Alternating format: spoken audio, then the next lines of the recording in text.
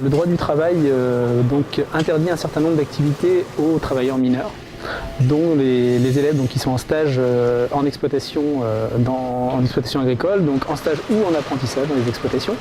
Pour permettre la bonne formation donc, des élèves, en fait, le droit du travail prévoit un système de dérogation donc, qui permet aux entreprises de demander à pouvoir effectuer faire effectuer un certain nombre de travaux réglementés à ces stagiaires ou apprentis.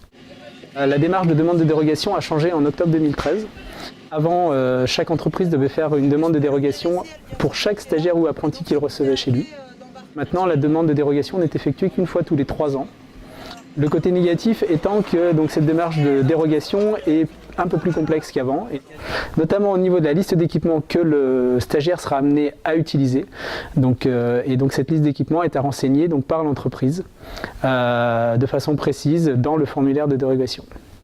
Alors, les éléments importants donc, sont d'une part de bien préciser les lieux sur lesquels va s'effectuer la formation, c'est-à-dire tous les lieux sur l'entreprise, sur l'exploitation agricole, où les stagiaires ou apprentis seront amenés à travailler. La seconde chose, donc, c'est remplir le plus précisément possible les équipements de travail que seront amenés à utiliser les stagiaires ou apprentis, sachant que les équipements de travail concernés sont essentiellement les équipements donc, attelés au tracteur et qui sont animés par une énergie donc, mécanique par la prise de force ou hydraulique, par le biais des prises hydrauliques.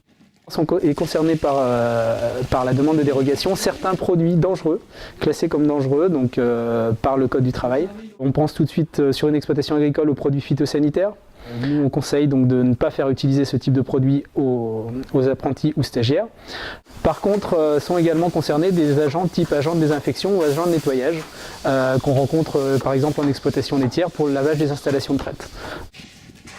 En cas de doute sur justement un équipement, sur une situation de travail qui peut être soit interdite ou éventuellement pour lesquelles on peut demander une dérogation, dans ce cas-là, il ne faut pas hésiter à contacter l'inspection du travail de son département. Sur une exploitation agricole, on va être confronté à une multitude de situations qui normalement donc, sont des situations pour lesquelles le travail d'un mineur est interdit. On aura toujours des situations un petit peu limites au niveau de la réglementation.